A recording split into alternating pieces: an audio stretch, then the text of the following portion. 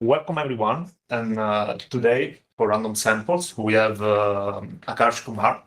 Akarsh is a PhD student at MIT working with Philip Isola, and he's also a collaborator and he worked extensively with like Sakana AI, like the fastest growing startup AI startups in Japan.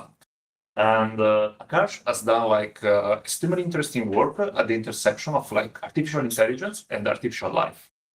And many people these days, of course, know artificial intelligence, they know LLMs, and in our data in particular, we work a lot with LLMs to like solve tasks to make them more efficient. To typically like we have a goal in mind and we try to solve a problem. And then there is this dual field of artificial life. And in artificial life, we ask the opposite questions. Like we know of a system that intelligence, evolution. And we try to reproduce evolutions inside machines, to use the principle of evolutions to build the systems and understand properties of the system. And Akarsh has done a lot of work in this field, leveraging the tools, modern tools in artificial intelligence. And today is going to present the Digital Red Queen.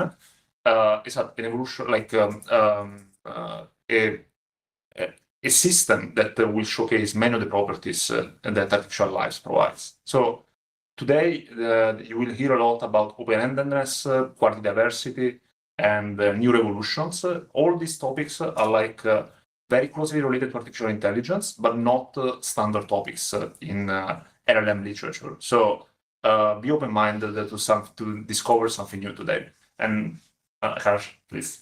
Okay, thank you for the great intro, Giorgio. So today, I'll be presenting our work, Digital Red Queen, Adversarial Program Evolution in Forward with LLMs. And feel free to interrupt me during this talk. I'd love to make it interactive with questions on the fly. So I guess to start off with, I want to give a quick overview, as you guys know, of how LLMs are currently used. So first use case is basically as a chatbot, right? This is like probably the most common use case where you can just ask it questions and get replies and ask it for advice and just do whatever you want in a one-on-one setting. The second more common use case nowadays is to use it to solve specific kinds of tasks like software engineering in like a very agentic way. But even these settings, it's like a well-specified task where you want an answer and you can just measure how good it is, like well-verified, right? And relative to like other things I'm going to get into, these are relatively narrow because it's like very well-defined. The task is very well known and you just have to solve it, right? And if you wonder about how LLMs will be used in the future, you have to realize that the real world is much more open-ended and multi-agent. So this is a picture of a game that one of my collaborators made. It's called Neural MMO, and it basically simulates this artificial world where agents have to run around and scavenge for food and resources, and they need to get those in order to survive, right?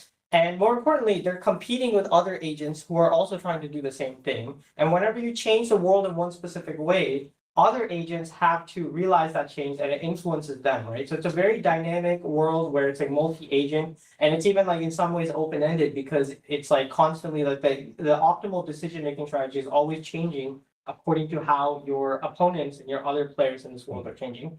And this is really what the real world looks like. If you look at like cybersecurity, there's an arms race between attacker and defender. Or if you look at how negotiations happen in the real world between businesses, it's much more like this multi-agent, open-ended system rather than just like, oh, here's a task and you just go out and solve it, right? And I want to highlight this paper from Stanford from a few years back. It's called Generative Agents, where they try to kind of recreate this in like a microcosm of a small little village where you have LLMs. Back then it was like an earlier version of ChatGPT, and they literally just go around this small village and they control, each LLM controls one agent in this small environment, and they can literally control how the agent moves around and what they do in this world and how they interact with other agents. And they can talk to other agents too. And I think from this paper, they found that the agents collectively, they kind of just organized like a Valentine's Day party by themselves, just by communicating with one another, right? So I tell Giorgio, Giorgio tells him, and then they go keep going, and eventually it's like a party, and they all met up, and I think on one building that day or something.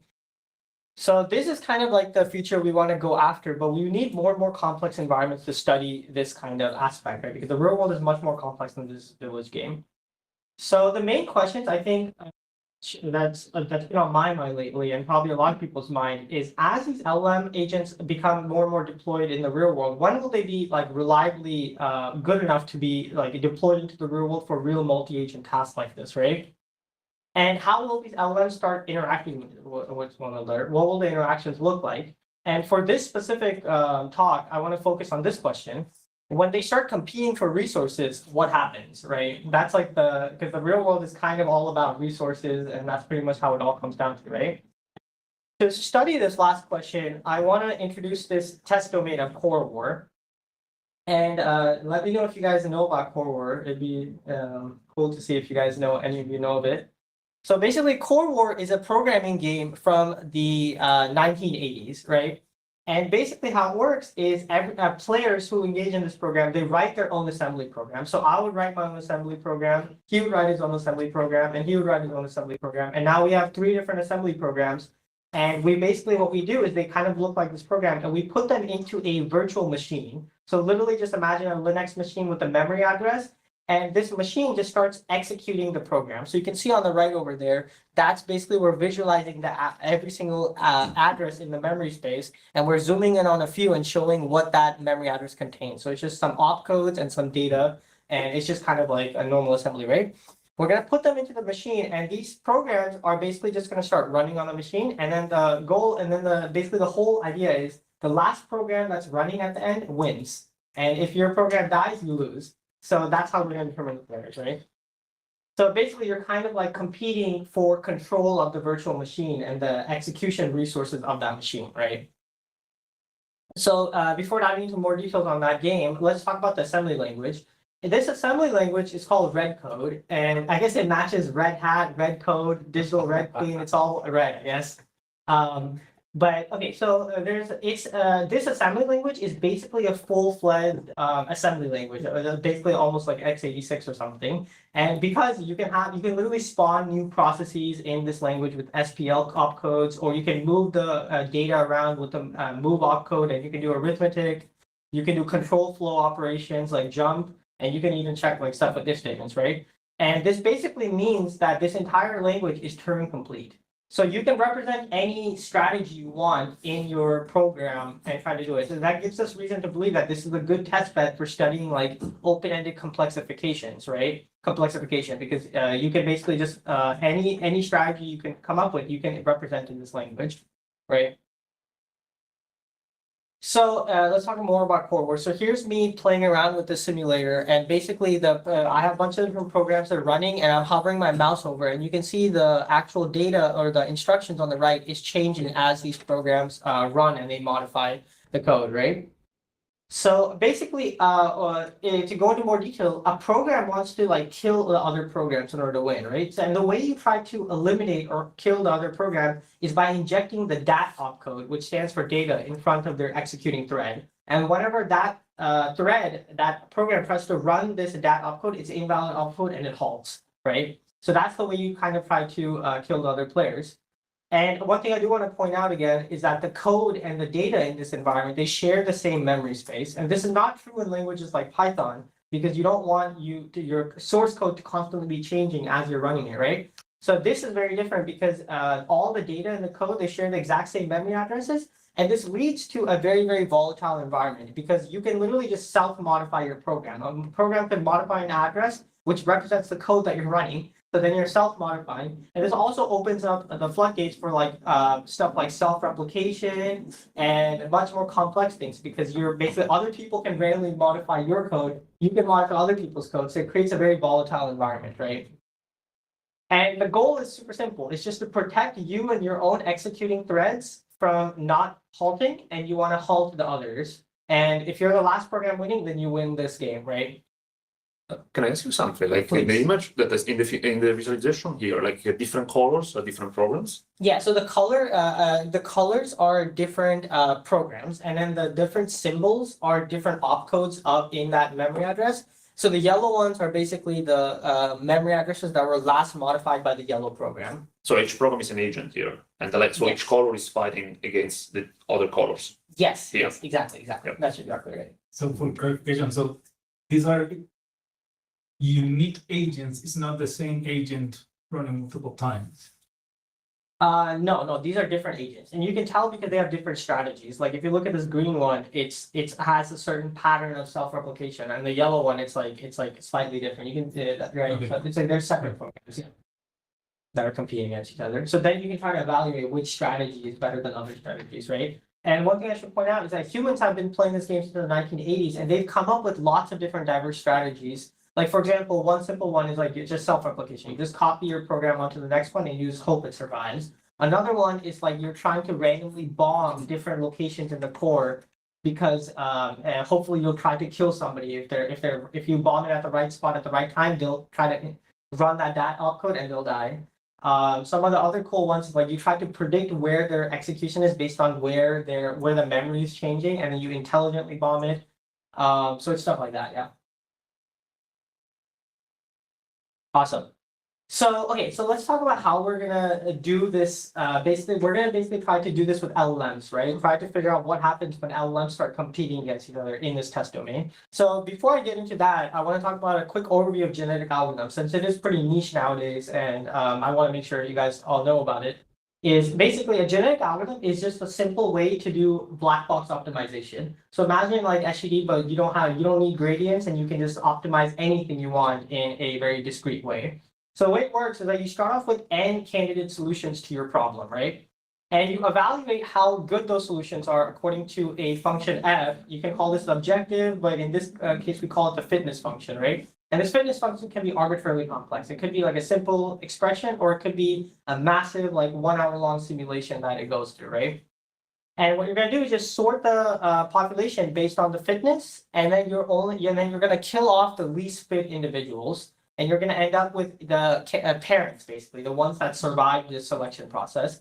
And then you're literally just going to take this and mutate this. You're going to sample mutations from those surviving programs. And that is basically what a genetic algorithm is at a high level. And this is basically a very, very powerful form of search and discovery, as I'll show you. One of the biggest reasons is because it can solve non-differentiable problems. And the other benefit to this, I won't go into too much detail, but I can expand on if people are curious, is that you can modify this algorithm in certain ways in order to make it to where it maintains diversity over its search. So in this case, if you just do this naively, it's just going to do very local hill climbing, right? But you can change this to where it maintains diversity and it does some sort of it's not really global search, but it's more reminiscent of global search across your landscape based on how you define diversity, right?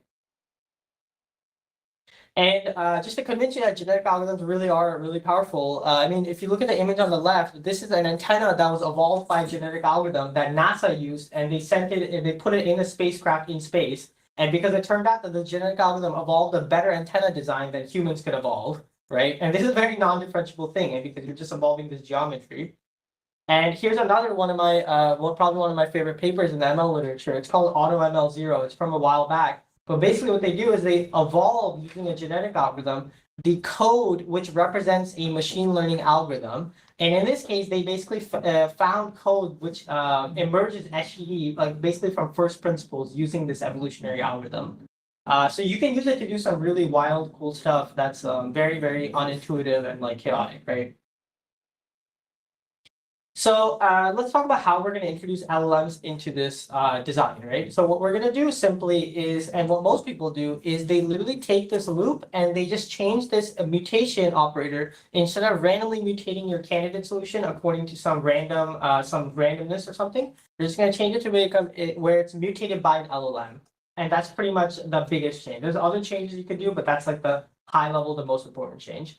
And basically, one way you can imagine this is that you're just prompting the LLM with like change this candidate program to be better at core war or something, right? And then the reason you might do this is because you don't want random mutations, because most mutations are going to turn out to be bad in most domains. You want this LLM to have a prior over kind of like intelligent mutations, right? Especially for evolving programs, because if you randomly change the variables in your program, it may not even compile or something, right? So LLMs are kind of good at least making sure the program will compile. Right. And one thing I do want to point out about these types of algorithms is that the LLM does not need to be good at this domain. 99% of the mutations can be complete garbage, and your algorithm will still be a very, very powerful discovery mechanism, because you only need 1% of your mutations to succeed, And this genetic algorithm will hang on to those and build on top of those in like a very structured way, right? So you only need the LLM to succeed like 1% of the time. It's kind of like RL in that way, right? And this type of LLM guided evolution is used everywhere nowadays, from game design to scientific discovery. More and more people are using it. And you guys probably have heard of like AlphaEvolve, right? They use it to like basically find like math proofs and evolve different programs for certain things. And yeah, it's becoming used a lot. But one thing I want to point out is that most of these works, basically all of them, they basically define the objective as a static loss landscape. So you can, this is a genetic algorithm evolutionary tree from one of these papers. And you can see that it starts off with low fitness and it becomes more and more bright, indicating that they're getting more and more fit. But it is with respect to a static objective, right? You define a function f of x and you're just trying to basically find the best x to maximize f of x, right? So at the end of the day, it's kind of still is hill climbing on a fixed objective, right? And if you think about real evolution and real human civilization, it doesn't really look like one objective that everyone is maximizing towards, right? It's kind of like if you look at nature, you have all these animals. There's no one single best animal, right? It's like they're all doing different things and they're all doing different things. And they all come from this open-ended process, which led to the diversity and complexity of life on Earth. And human civilization and like capitalism is also similar to this because everyone's doing kind of like their own thing in their different niches, and you get this complexification because of that, because of this open-ended process, right? So we really want to look closer. We want to find algorithms which are closer to this, not only because it's interesting, but because it will be more useful in creating more and more complex solutions or whatever you're trying to search over in the future, right? So one mechanism that causes this this property is the adversarial arms race. So as you guys know, like it's well known that like lions and like predators in general, they evolved trying to become faster to catch their prey, and the prey evolved to become faster to evade the predator, right? So it creates this adversarial arms race, which goes on to basically like not infinity, but it just keeps getting more and more complex. And in this case, they're getting faster, but in general, you can just build complexity from this principle, right? And there's this idea in evolutionary biology. It's called the Red Queen hypothesis. And basically, it's named after this book by Lewis Carroll. It's called Through the Looking Glass. And it's basically one of the characters called the Red Queen tells this other character named Alice. It says, now here you see it takes all the running you can do to keep in the same place. And this idea basically captures that in evolution, animals, they're not just trying to become fit and then stay there. Like you can't just be fit. You can't just be like, oh yeah, I'm fit now and I'm done. You have to constantly keep adapting because the environment is constantly changing, because the opponent species are constantly changing. Everything is constantly evolving and adapting, and you need to keep adapting if you want to maintain your fitness, not just to like maximize your fitness at one time, right? So we kind of wanted to build an algorithm that's more reminiscent of this in Core War, right? So what we did is, now we're going to dive into our algorithm, which we call Digital Red Queen, right? So our algorithm is actually really simple. It's a very, very simple instantiation of self-play, and we wanted to purposely keep it simple just to see how it works in this Core War with LLMs, right? So what you do is you start off with a specific small warrior, which is just an assembly program made for this domain, right? Let's call that W naught. So you have this warrior, and then what you're going to do is you're going to basically run a genetic algorithm, the one that I showed you, with an LLM in order to exploit that first warrior. So you're going to find another warrior, the second warrior, to beat the first one in simulation. Like if you put both of them in competition, the second one should beat the first one. And that's just a simple static optimization. You can just optimize that with a genetic algorithm, right? That's pretty well known. This is kind of just like doing AlphaEvolve type of thing to create a new warrior. And then what you're going to do is you're going to add this warrior, the second warrior, to your set of total warriors. So now you have 2 warriors total. And then you're going to evolve a third warrior to beat the first 2 in a simulation environment containing all 3 warriors. And then you're going to add that third one back into your set, and you're going to do that once more. And then you're going to have a 4th warrior, and then that's going to try to beat the first 3, right? And you can do this over and over again and just keep growing your set. And this is kind of reminiscent of like an adversarial arms race, because there's no single best, right? Because the next one has to beat the previous one, so it has to keep evolving in different ways. And the optimal strategy may always keep changing, right? And here's a video of our algorithm. It's kind of laggy in this case, but you can see that if I fast forward a little bit, this is like the first round of our algorithm. You can see it has like a certain amount of fitness. Fitness is basically just a smooth measure of if it's winning in the environment or not. Based on it's like a smoothed version of the win rate. And more importantly, over many rounds, the environment just keeps adding more and more agents. So in the first round, there may only be 2 agents, and in the 10th round, it's going to be 11 agents competing against each other. So the environment is getting much more complex over time. Any questions? So each round here you add one agent. Yes. So it's okay. So 6th round, 6 agents. 6th round is like 7 agents. Yeah, Plus one, zero. yeah. And the fitness that I see here, this is like the fitness of the full system. This is the fitness of that agent in that environment. So in this case, we needed to normalize fitness so we can compare it across different environments with different numbers of agents, which is it's like a hand wavy thing to do, but we're about to. I'll tell you something more concrete that we can do in the future. But this is a good rough idea to show that the algorithm is optimizing fitness within a round, definitely, and over rounds if you have a normalized fitness measure also. So I think, yeah. I have a maybe very stupid question. No, please. I wonder like how can you balance this exploration and exploitation trade-off? So I think a simple solution the agent can come up with is every iteration is just improving the previous T plus one existing agents with like the add some improvement. Yeah. But somehow it may converge to a fixed strategy. Mhm. But I think at the very beginning, like the figure you show, like the different agents can have completely different strategies. Yes. So how can you jump out of this kind of local minimum? Exactly. That's a great point. So I don't have this in my presentation, but basically what we do is if you do a genetic algorithm naively, that's what will happen. It'll just be like an epsilon improvement over something that's existing because there's no exploration. There's no like exploration over the search space of possible strategies, right? So what we do in practice is what we use a specific type of genetic algorithm called map elites. And in map elites, what you do is you basically define 2 axes or 2 or more axes of diversity. And in this case, what we do is we define the axes to be how much memory does the agent cover, and the other axis to be how many threads does it spawn. So that gives you a kind of a very rough idea of which strategy it's employing. If it's employing like a local strategy with 1 thread, or if it's employing like, a massive multi-threaded solution with that's like covering the whole space. So it gives you a way, and then you basically maintain diversity over the space, and it gives you a way to, bounce around in like a much more global search fashion. So it really helps you getting out of global minima. And in the paper, we have a figure where we run the entire algorithm with and without this diversity preservation, and there's like a pretty big difference between the two. Yeah. Got it. Thanks. Okay, sweet. And okay, let's talk about evaluating warriors because the fitness I was telling you about maybe isn't too principled. So this is the more principled way to do it. So to evaluate any specific warrior W in our system, what we're going to do is we're going to basically check. We're going to just look at check the one-on-one performance of W against each of the human designed warriors WH. And the way we get these human designed warriors is we're just going to scrape a big data set of warriors that humans made by playing the game over like 40 years of core war, right?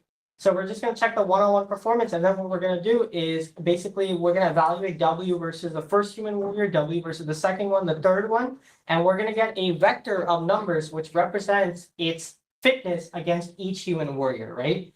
And this vector of fitness is basically tells us this performance profile vector of W.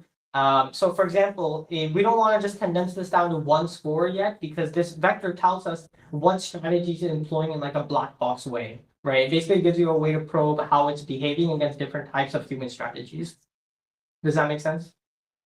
So 0.32, for example, for the first element means that your strategy, double V, it's winning 32% of the times against the human one. Yes, exactly. It's a fitness, but that's what it approximately corresponds to. Yeah. So if you zoom out a little bit and think about what's going on, we basically have defined like a genotype to phenotype mapping. So the genotype of a solution of a warrior is basically just the underlying code, the assembly code, which defines how the warrior behaves, right? And if you look at the mapping from the warrior to this behavioral profile, that tells you what the behavior is, in the evolutionary term, what its phenotype is in the setting, right? And this is very reminiscent of real evolution because you're not optimizing your body in evolution, you're optimizing your DNA, and that's the code for your underlying system.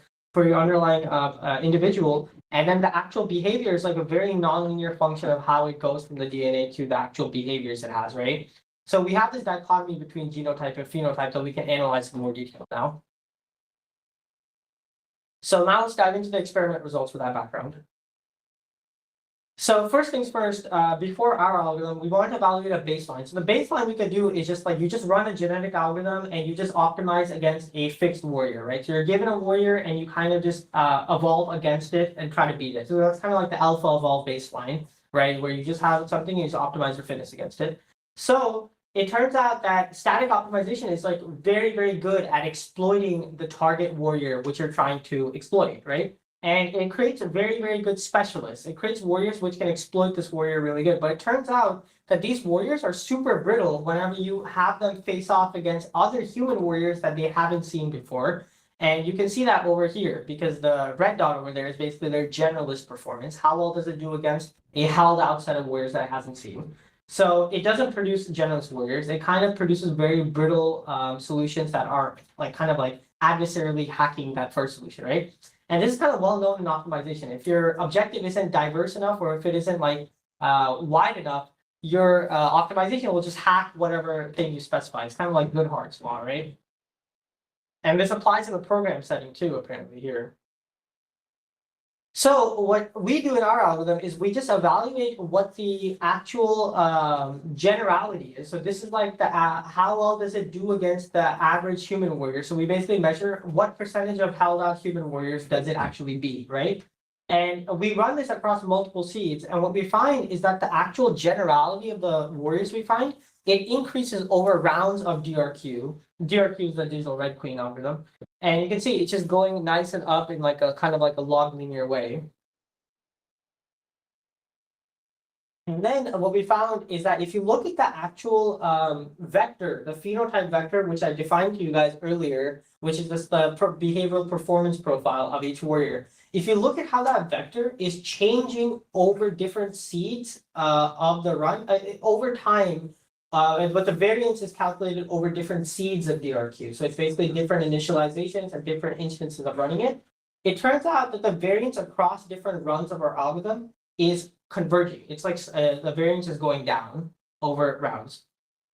And if you look at the rate of change of the phenotype vector, literally just how fast the vector is changing, that is also going down. So if the generality is going up, the variance is going down, and the rate of change is going down, it kind of signifies that we're exhibiting like a behavioral convergence to like a single general purpose behavior. There's like a pressure towards a generality and towards a general purpose strategy in core war. That's what we're observing, right?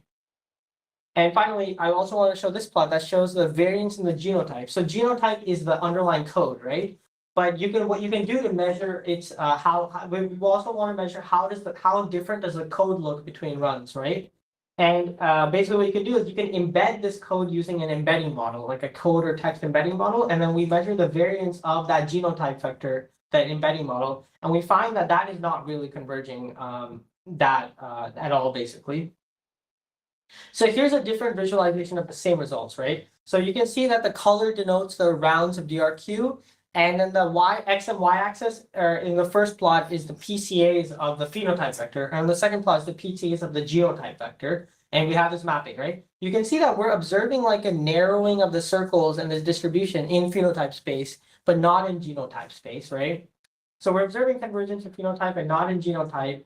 And this kind of points to the fact that our algorithm is finding different mechanisms, different code mechanisms and implementation details to achieve the same behavior at the end of it, right?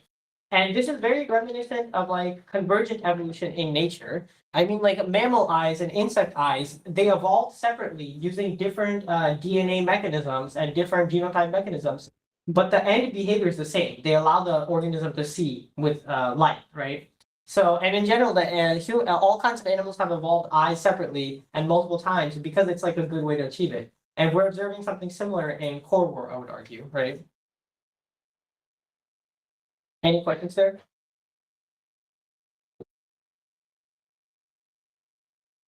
Okay, awesome. So to get into some examples of the actual discovered warriors. So we found one warrior. This one is called apparently like a Ring Warrior Enhanced version 9. And because it's just like building on top of the earlier versions and just names them something like that. And this one, it turns out we're analyzing it and it combines like existing strategies of like self-replication and bombing into a single program. And it basically, but those strategies are not novel. Humans have come up with them before, but it finds a nice, elegant way to combine them into a single program. So it shows you that LLMs are really good at this kind of thing, right? And evolution, I would say. And we found another warrior called Spiral Bomber Optimized V22. And it's kind of hard to analyze the exact details of how it works or what it's doing because these programs are very chaotic, right? And assembly is already hard to reverse engineer, as you guys probably know. So, and it turns out this warrior basically turns out it defeats 80% of human design warriors. And it's a pretty short program. That's not that complicated, but it turns out to be very, very robust in how it works. So the next thing we wanted to ask is like, what actually makes a good core warrior, right? So on the right over, you can see that this is the actual simulation environment, and you can see we just put a bunch of these discovered warriors in simulation with each other, and you can see visually just the diversity of strategies that it employs, right? There's like some which like jump around all over the place, some of them are just linear scans, etc. So yeah, now, like I said before, our genetic algorithm is actually a version of map elites, right? Because it's like basically maintaining diversity. So we just analyze what does the fitness look like in each cell of the grid that's where we're maintaining diversity around. And it turns out that the most fit warriors, they often have basically low memory coverage, which is very counterintuitive because you'd expect the warriors which like occupy the whole core, or like it's called the core, the memory space, to have better performance. But it turns out if you're more localized, it turns out to be better because I guess you can control your execution in a much stronger way, right? So the harder to be bombed, It's yeah. I think. Yeah. But I mean, I'm not sure if that fully explains it because the other thing you can do is like spawn multiple threads. And it turns out spawning multiple threads is also one of the best things you can do, right? And if you have more threads, it's harder to kill off all your threads. So it's very counterintuitive to me why low memory coverage is good, I guess.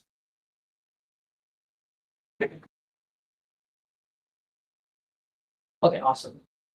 And then one thing you can do in DRQ is basically just analyze the actual algorithm itself. Is like we have this variable k, which dictates how the way I describe DRQ to you. You're optimizing the next warrior with respect to all previous warriors, right? What happens if you only optimize with respect to your past warriors or your past k warriors? And that's what this k number is. It turns out that doing the full DRQ is really important because it reduces the number of cyclic behaviors you have. Because if you only optimize it with respect to your past one, it basically incentivizes, you can have cyclic behaviors. You can have like rock, and then you can have paper, and then you can have scissors, and then you can have rock, paper, scissors, right? But if you have a context length of like 3, you can't really get stuck in that loop because you need to beat all of them, right? And we experienced that in this paper also, because we literally just plotted the fitness of each champion versus each other champion, and we saw a lot more cycles when you have k equals 1 versus k equals 10. And the final experiment we ran is basically just taking this warrior that we have, and the set of warriors that we have, and we wanted to predict what the performance is going to be without running the simulation. So because the mapping from the genotype to imagine the mapping from how you take the genotype, which is the code, and you create its behavioral profile, you have to run like basically 90 simulations against human warriors. And it's very expensive, it's like, you're trying to basically just run this huge simulation, very expensive. So what we wanted to do is basically just see if you can predict just directly from the genotype, if you can predict the behavioral characteristics of this program. So we embed the source code using a text embedding model, and we simply just linearly regress the generalist performance from this embedding. And it turns out that you can get a surprisingly good R-squared prediction from just doing this. So this kind of tells you that these LLMs kind of capture whenever they read code, they kind of internally know like certain features of what makes some, at least in Cold War, what makes this thing more general or less general than other ones, right? And it goes along with this line of work of can LLMs be used as a judge or as proxy for real world combat or like real world interactions. And that's pretty much it. I want to thank my collaborators, Ryan, Praful, Eugene, Sebastian, David, and my advisor, Philip. And that's pretty much it. Thank you.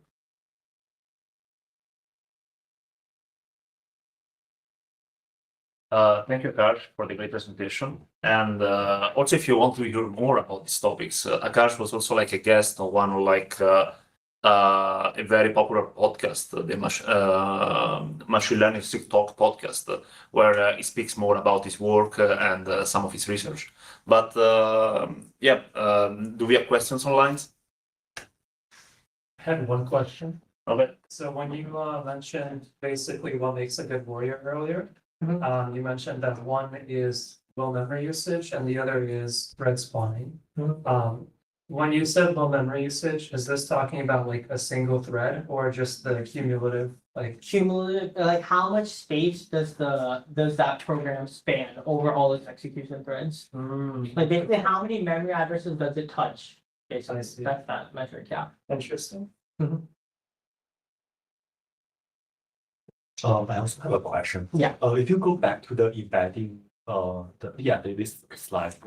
So I wonder, so here you are saying you map the code, the genotype to the embedding state, and then use it to predict the winning rate against the human warriors. Is that correct? Yes, or I guess you address the how general it is, so it's like it's like one scalar you're predicting, yeah. One, I see. I was just thinking if you somehow can reverse engineer and see like which embedding space, kind of, leads to, like a better warrior. Yeah. And the observation you mentioned, like lower memory and the thing you mentioned, like kind of maps to the embedding space, kind of better understand the results. Yeah, exactly. This was actually one of the directions we wanted to do, but we ended up not doing, is basically try, if we have a proxy model of combat, right, what happens? Then you can try to do like the inverse problem. You try to search using that model in a very efficient way. You can evolve warriors with just using this model and see if it generalizes to the real world, right? So I think that's a very promising direction to do, where you basically just collect a lot of data, train some sort of a mapping model, which is skips the simulation, and use that to basically just like tune your warriors. And yeah, I mean, if it were, I'm not. It depends on how complex your simulation is, whether this is possible. And it turns out it's somewhat possible in Core War. And it'd be cool to see if it's like practical and possible for like real tasks with like real warriors that are competing in like super complex domains, like I don't know, like cybersecurity or something. Yeah. Exactly. Yes. So I think I guess like in the embedding space, like you can get more information, like more diversity beyond the two dimension you Yeah. like memory and space. So yeah, but I guess the difficulty is, as you mentioned, like you need to do like a inverse transform, which kind of might be hard to kind of train or get them. Yeah, the inverse problem is going to be harder, but I mean, you could just run some optimization using that as a proxy objective, right? So it shouldn't be too bad, but you just need a good proxy model, which is kind of hard in most domains, I feel like. Yeah. Got it. Cool. Thanks. Yeah. Question, in those areas where, for example, one of those warriors was cloning itself, so does that actually start a new run? So the way it works That- is the cloning, the way it works is you have like your source code, right? And the source code is basically what most of the how it's implemented is that it literally runs, the code is running and it's copying this memory address to this one, this one to this one, this one, and then eventually the entire thing is copied, and then you launch a split process command. It does. Yeah, so it launches two fork processes. Yeah. Is there self-introspection? I mean, can they look how well they are doing? What do you mean? Like basically. Like one of these warriors or agent, can they introspect themselves in terms of how well can they evaluate themselves basically? How well is it doing compared to others, or is that just a function of the environment? I see. So you're basically asking, does it know if it's like doing well? Yeah. And like change its code strategy Yeah. on the fly. I mean, theoretically it's possible because it's like Turing complete, so you can just do whatever you want and you can have like something very, very adaptive. But practically, I don't think that's happening at all because that sounds like very, very hard to implement, especially in assembly. Yeah. Yeah. So I don't think that's happening, but I think it is possible. But there's nothing that prevents that from happening. You Yeah. could enough time in writing that code. If you have a good enough, I mean, that's the great thing about working in these super complex environments. If you have a good enough optimization and you let this run for long enough with the right self-play algorithm, that stuff is kind of inevitable to emerge, right? Because that is the optimal adaptable solution in a sense, right? Now those types of things where it's like on the Yeah, fly it's adaptation. to guide their evolution is basically what I'm thinking is, can they guide their own evolution? Oh, you're talking about the programs like kind of like stepping out of the simulation, like guiding their Right. evolution.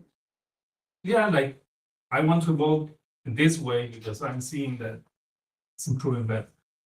Because what Yeah. I'm seeing right now is that you as the viewer, you know which one is evolving better. And you're making those decisions. Yeah. So basically reading that is in here.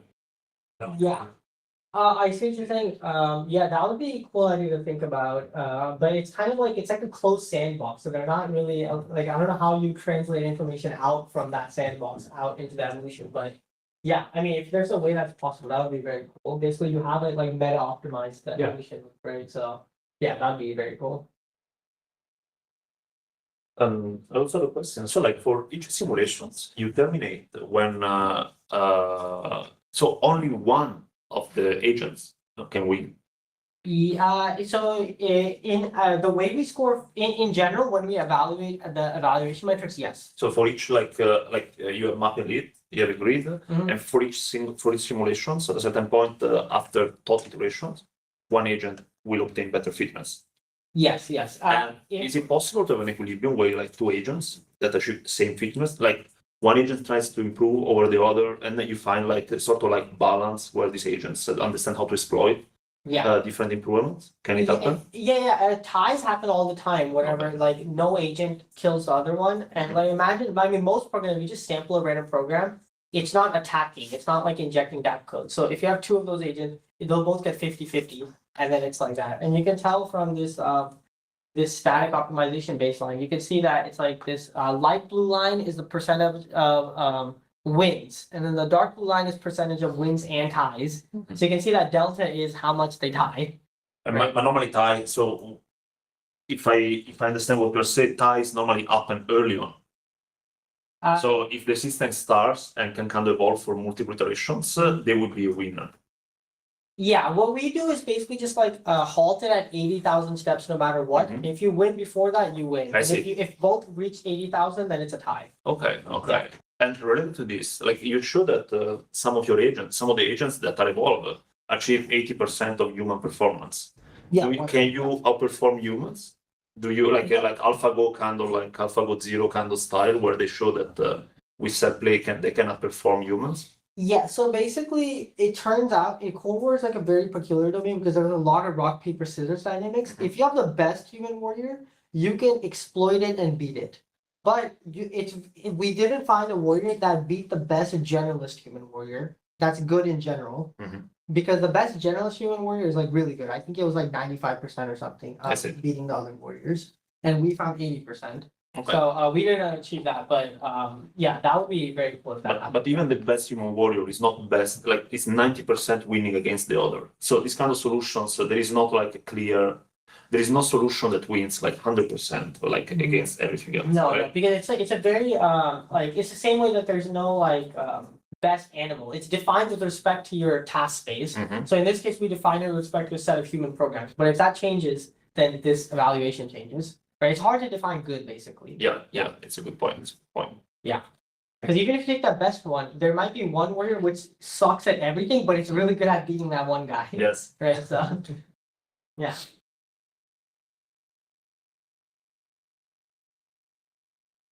Any other questions? Do you think this can be? So you mentioned that like you choose this setup because you like data and programs like they live together, right? Mhm. But let's say if you wanted to use something different, what like I mean, if you wanted to do like in Python or you want to do like in a modern programming language, what can you do? Could you set up something similar? Yes, I think the most realistic like domain which this is analogous to is like probably cybersecurity, where you have two Python programs or something Mhm. which are trying to compete in the sense that there's like an attacker and there's a defender. And you'd have to formalize it somewhat in where there is like a fitness function that dictates it. But I do think it is practical. Basically, you just need some model of interaction between two individuals, and then you can do this. So you can do this with programs, you can do this with anything, but you just need some model of interaction. I think that's the biggest thing.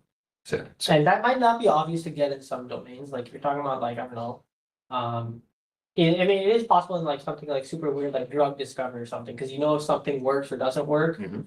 But in other domains, it's kind of you'd have to come up with that. Yeah. good point.